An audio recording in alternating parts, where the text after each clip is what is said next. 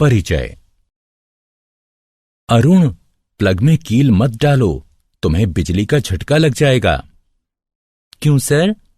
इस कील पर जंग लगा हुआ है और यह हमारे किसी काम की नहीं है। भले ही इस पर जंग लगा हुआ है, परंतु यह धातु है और धातु विद्युत की सुचालक होती है। यदि तुम इसे प्लग में लगाओगे तो तुम्हें झटका लगेगा। अरे, फिर तो आपने मुझे बचा लिया। बच्चों, इस अध्याय में हम धातुओं व अधातुओं, उनके भौतिक व रासायनिक गुणधर्मों, उनकी प्राप्तियां तथा उनके संक्षारण के विषय में जानेंगे। उद्देश्य। इस पाठ के अंत में आप निम्न करने में सक्षम हो जाएंगे: धातुओं व अधातुओं के भौतिक एवं रासायनिक गुणधर्मों का वर्णन करना, यह समझना कि धातुएं कैसे प्रतिक्रिया करती हैं, धातुओं की उपस्थिति की व्याख्या करना, संक्षारण की व्याख्या करना। भौतिक गुणधर्म धातुएं। दैनिक जीवन में आप अनेक धातुओं एवं अधातुओं के संपर्क में आते हैं। उदाहरणार्थ, वह हथौड़ा जिससे आप कील ठोकते हैं एक धातु है। लोहे से निर्मित कील भी एक धातु है। आइए धातुओं के भौतिक गुणधर्मों पर दृष्टि डालते हैं। धातुओं के भौतिक गुणधर्म निम्नलिखित हैं। भौतिक अवस्था। धातुएं कमरे के तापमान पर ठोस होती हैं। उदाहरणार्थ, लोहा, एल्यूमीनियम। केवल पारा एक तरल धातु है। ताप व विद्युत के सुचालक। धातुएं विद्युत की सुचालक होती हैं क्योंकि उनमें मुक्त इलेक्ट्रॉन होते हैं। उदाहरणार्थ, तांबा व चांदी ताप व विद्युत के सर्वोत्तम चालक हैं, जबकि सीसा ताप का सबसे बड़ा कुचालक है। आघात वर्ध्य। कुछ धातुओं को पीट पीट कर पतली चादर अर्थात फॉइल के रूप में ढाला जा सकता है। उदाहरणार्थ, लोहे को गर्म किया जाता है और फिर पीट पीट कर उसे विभिन्न वस्तुओं, फाइलों व आकारों में ढाला जाता है। तन्य। धातु से पतले तार भी खींचे जा सकते हैं। उदाहरणार्थ, 100 ग्राम चांदी से लगभग 200 मीटर लंबा तार खींचा जा सकता है। चमक। धातुएं अपनी चमकीली सतह से प्रकाश को परावर्तित करती हैं। उन पर पॉलिश भी की जा सकती है। उदाहरणार्थ, सोना, चांदी एवं तांबा चमकीली सतह वाली धातुएं हैं और इन पर पॉलिश भी की जा सकती है।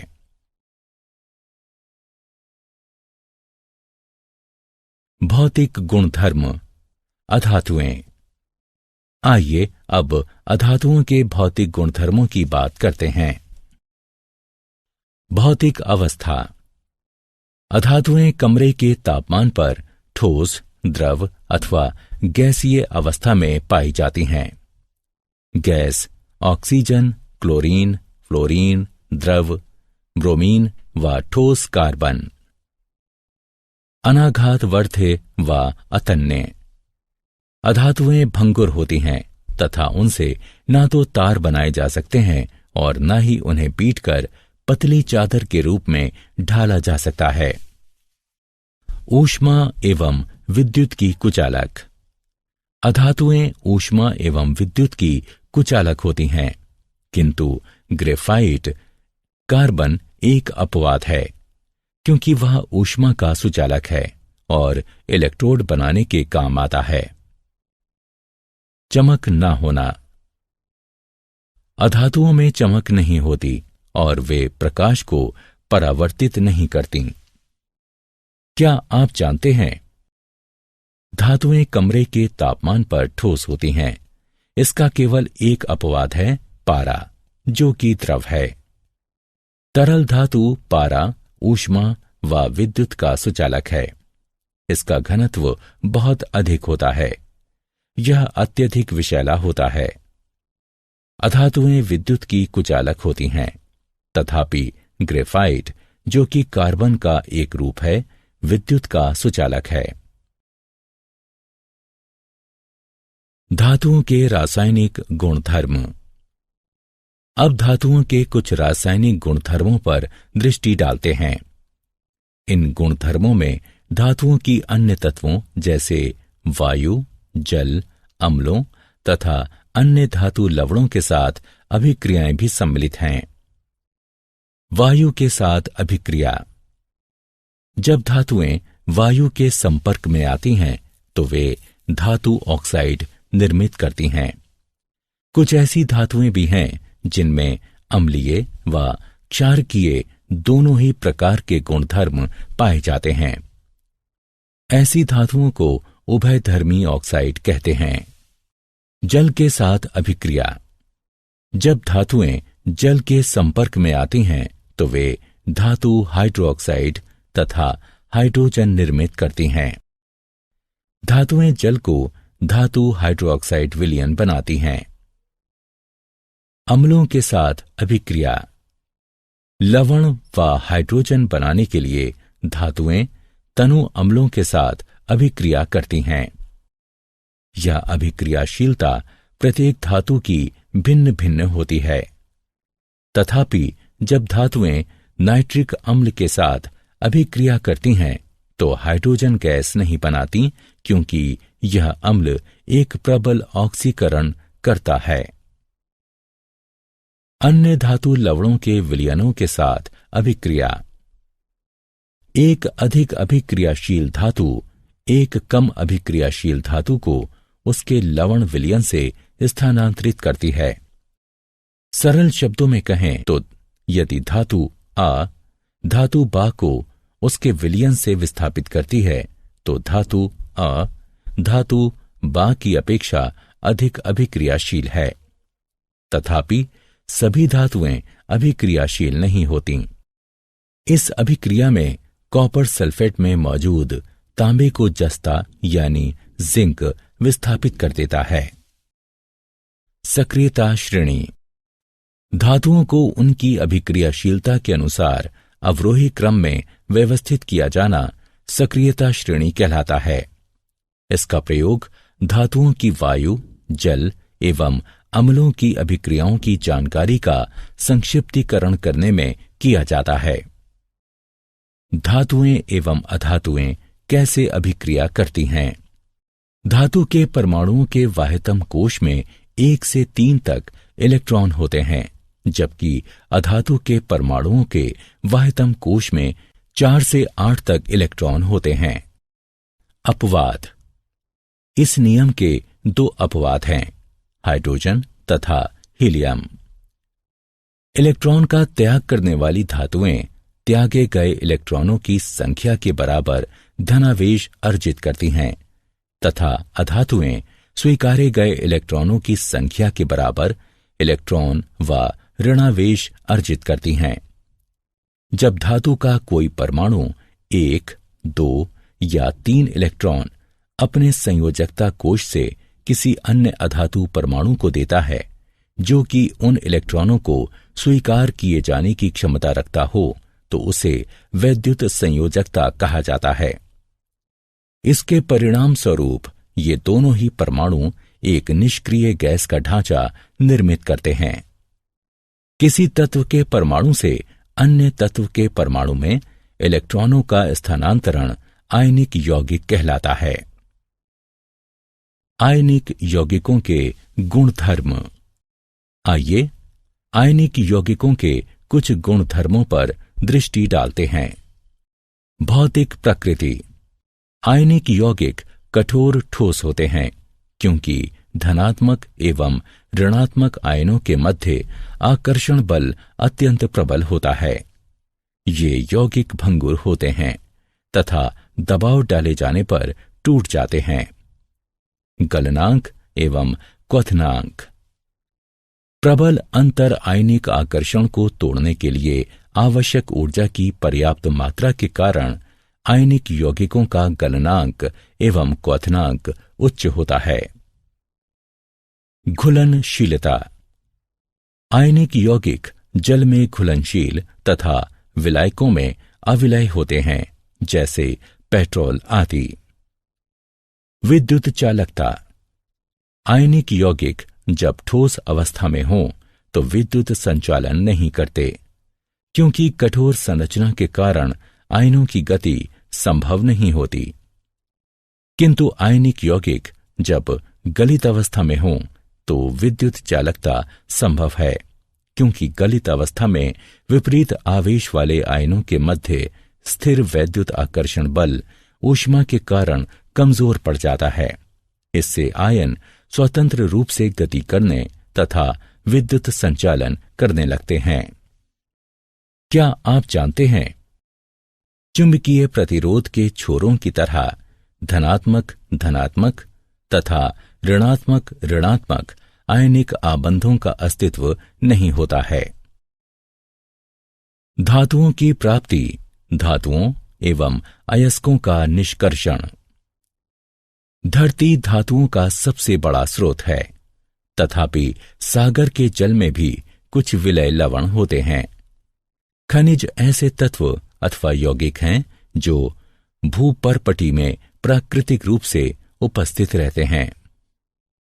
कभी कभी खनिजों में धातु की प्रतिशतता बहुत अधिक होती है, उनसे इसे निष्कर्षित किया जा सकता है।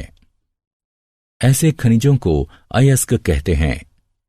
अयस्क वे अशुद्ध धातुएं हैं जिनमें बालू व पथरीले द्रव्य बड़ी मात्रा में होते हैं। अयस्कों की ये अशुद्धियां गैंग कहलाती हैं। अयस्कों से धातु निष्कर्षित करने से पूर्व इन अशुद्धियों को दूर करना होता है। जब अशुद्धियां दूर हो जाती हैं तो अयस्क सांद्र अवस्था में आ जाते हैं। अयस्कों की इस सांद्रता को अयस्कों का समृद्धिकरण भी कहते हैं। धातुओं का निष्कर्षण। धातुओं को जब उनके अयस्क से पृथक कर दिया जाता है तो वे अपनी अभिक्रियाशीलता के आधार पर वर्गीकृत की जाती हैं। अभिक्रियाशीलता के अनुसार धातुओं का वर्गीकरण विभिन्न समूहों में किया जाता है, जो कि निम्नलिखित है। सक्रियता श्रृंखला में नीचे आने वाली धातुओं का निष्कर्षण। जो धातुएं सक्रियता श्रृंखला में नीचे होती हैं वे बहुत ही अनअभिक्रिय होती हैं। इन धातुओं के ऑक्साइड केवल गर्म करने से ही धातुओं में अपचयित हो जाते हैं। सक्रियता श्रृंखला के मध्य में स्थित धातुओं का निष्कर्षण। जो धातुएं सक्रियता श्रृंखला के मध्य में होती हैं वे मध्यम अभिक्रियाशीलता वाली होती हैं। ये धातुएं प्रकृति में सामान्यतः सल्फाइडों या कार्बोनेटों के रूप में पाई जाती हैं। ऑक्साइड से धातु प्राप्त करना अधिक सरल है, इसलिए पहले इन धातुओं को उनके ऑक्साइडों में परिवर्तित करने की आवश्यकता होती है। अतिरिक्त वायु की दृढ़ उपस्थिति में तापन के द्वारा सल्फाइड अयस्कों को रूपांतरित करने की प्रक्रिया को भर्जन कहा जाता है। सीमित वायु की सुदृढ़ उपस्थिति में तापन के द्वारा कार्बोनेट अयस्कों को रूपांतरित करने की प्रक्रिया को निस्तापन कहा जाता है। सक्रियता श्रृंखला में सबसे ऊपर स्थित धातुओं का निष्कर्षण। जो धातुएं सक्रियता श्रृंखला में उच्च होती हैं वे अति अभिक्रियाशील होती हैं तथा कार्बन के साथ गर्म किए जाने पर उनके यौगिकों से प्राप्त नहीं की जा सकती, क्योंकि वे धातुएं कार्बन की अपेक्षा ऑक्सीजन के प्रति अधिक बंधुता रखती हैं। ये धातुएं विद्युत अपघटनी अपचयन के द्वारा प्राप्त की जाती हैं। धातुओं का परिष्करण। अपचयन प्रक्रिया द्वारा उत्पन्न धातुएं शुद्ध नहीं होती, उनमें अशुद्धियां बची रहती हैं, जिनको दूर किया जाना शुद्ध धातुएं प्राप्त करने के लिए अत्यंत आवश्यक होता है। अशुद्ध धातुओं को परिष्कृत करने के लिए सर्वाधिक प्रचलित विधि विद्युत अपघटनी परिष्करण है। अनेक धातुओं का परिष्करण विद्युत अपघटन द्वारा किया जाता है। अशुद्ध धातु को एनोड तथा शुद्ध धातु की पतली परत को कैथोड बनाया जाता है। धातु के लवण विलयन का उपयोग विद्युत अपघट्य के रूप में होता है। विद्युत अपघट्य से धारा प्रवाहित किए जाने पर एनोड पर स्थित अशुद्ध धातु विद्युत अपघट्य में घुल जाती है। इतनी ही मात्रा में शुद्ध धातु विद्युत अपघट्य से कैथोड पर निक्षेपित हो जाती है। विलय अशुद्धियां विलयन में चली जाती हैं, जबकि अविलय अशुद्धियां एनोड तली पर निक्षेपित हो जाती हैं। इन्हें एनोड मड कहते हैं। क्या आप जानते हैं, चांदी, सोने व प्लेटिनम के परमाणु सरलता से ऑक्सीकृत नहीं होते, इसलिए चांदी, सोने एवं प्लेटिनम एनोड से टैंक की तली पर यूं ही गिर जाते हैं, जहां वे विद्युत अपघटन परिष्करण प्रक्रिया पूर्ण होने के पश्चात टुकड़े टुकड़े हो जाते हैं। संक्षारण रासायनिक रूप से सक्रिय धातुएं वायु में उपस्थित आर्द्रता के कारण संक्षारित हो जाती हैं। धातु की सतह पर जल की उपस्थिति में वायु में मौजूद ऑक्सीजन की प्रजारण अभिक्रिया को संक्षारण कहते हैं। उदाहरणार्थ, लोहा व एल्यूमीनियम संक्षारित होते हैं, जबकि अनभिक्रियाशील धातुएं जैसे सोना, प्लेटिनम एवं पारा संक्षारित नहीं होती। संक्षारण रोकने की 3 विधियां हैं। बलि विषयक सुरक्षा, इसमें अधिक अभिक्रियाशील संरक्षित होने वाली धातु को प्रचारित किया जाता है तथा संरक्षित हो चुकी धातु को अविकल छोड़ दिया जाता है। मिश्रात्वन, इसमें जंग रहित अयस्क बनने के लिए धातु में कोई अन्य धातु मिला दी जाती है। यशद लेपन, इसमें धातु पर जस्ते की पतली परत चढ़ा दी जाती है। इसे गैल्वनीकरण भी कहा जाता है। यह परत विद्युत अपघटनीय निक्षेपण द्वारा बनाई जाती है। सारांश, आइए हमने जो कुछ सीखा है उसे संक्षेप में दोहराएं। धातुएं विद्युत की सुचालक होती हैं, जबकि अधातुएं विद्युत की कुचालक होती हैं।